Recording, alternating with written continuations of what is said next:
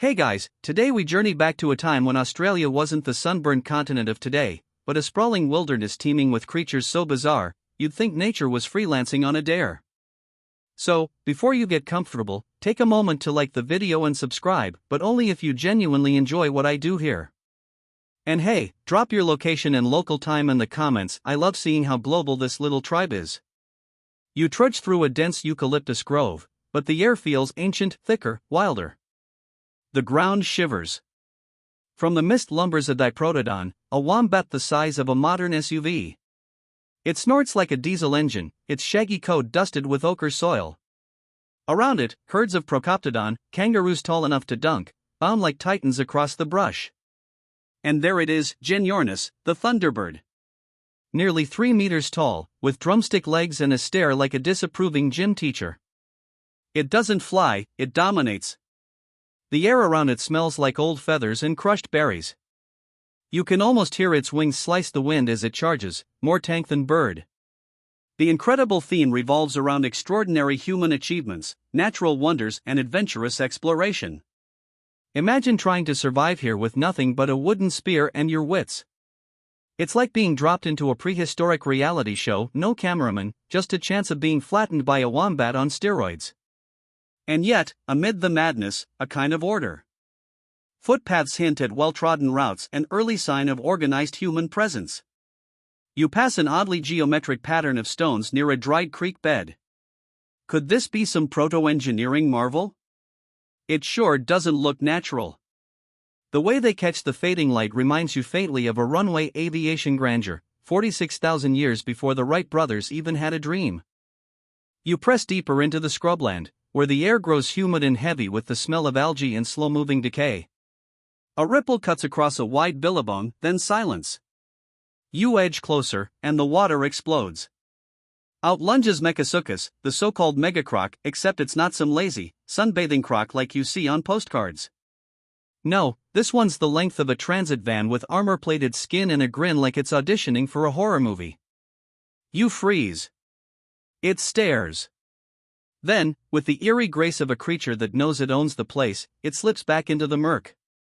This place isn't just a graveyard of lost titans, it's a whispering gallery of ingenuity. As you follow a charred ridge, blackened and brittle underfoot, you realize you're walking on one of the world's oldest controlled burn scars. Aboriginal Australians may have practiced fire stick farming, using low-intensity fires to sculpt the landscape, coax out fresh growth, and manipulate the behavior of massive animals. It's an engineering marvel in its own right, a kind of eco-terraforming long before modern science gave it a name.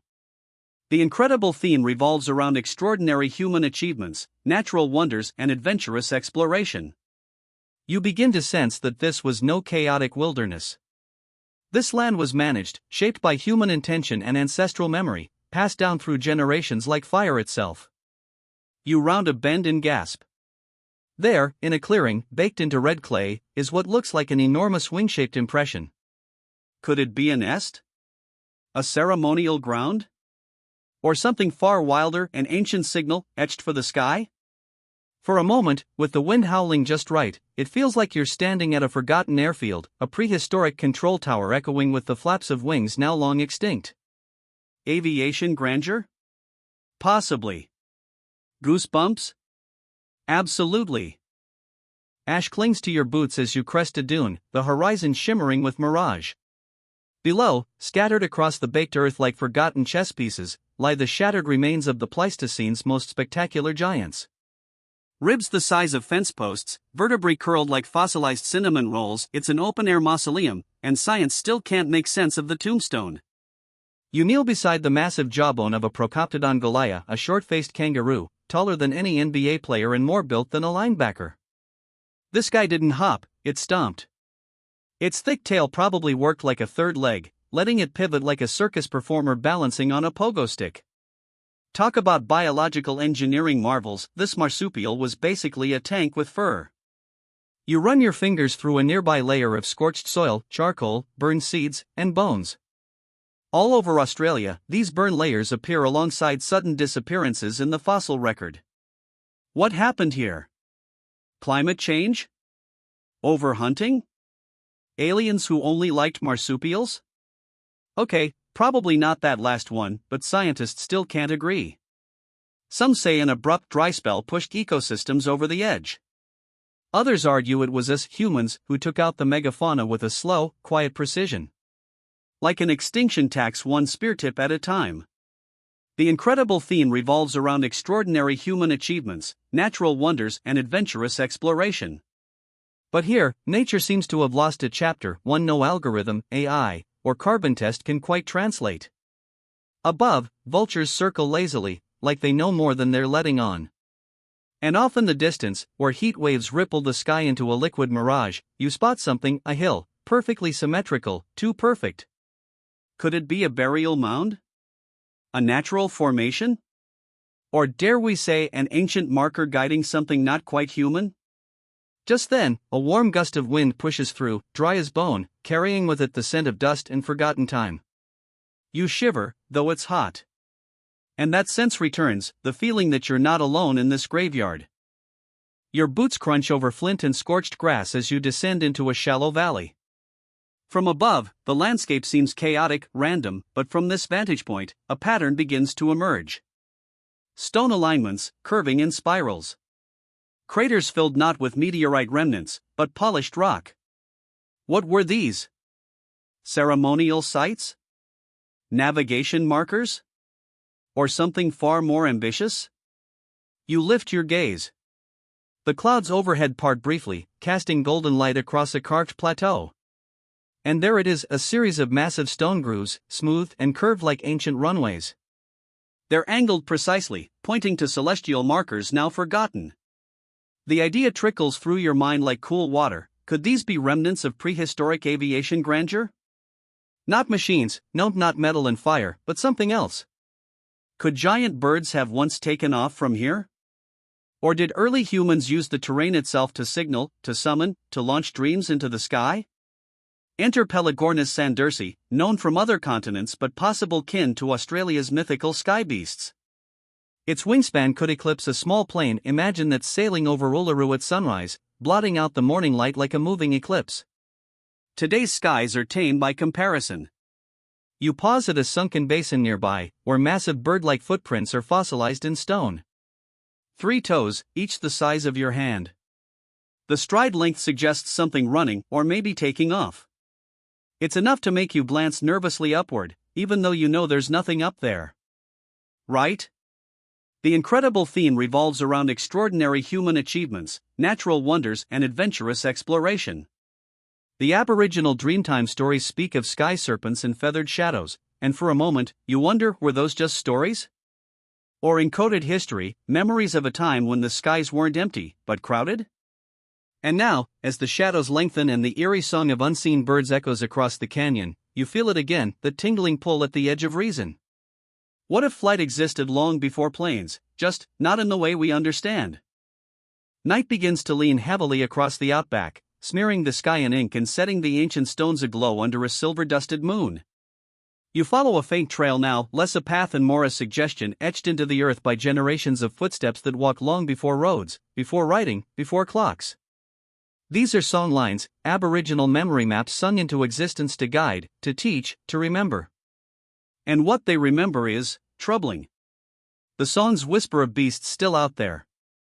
Beasts whose backs scraped the stars, who drank entire rivers in a single gulp, who sank into the sand when the world grew too loud.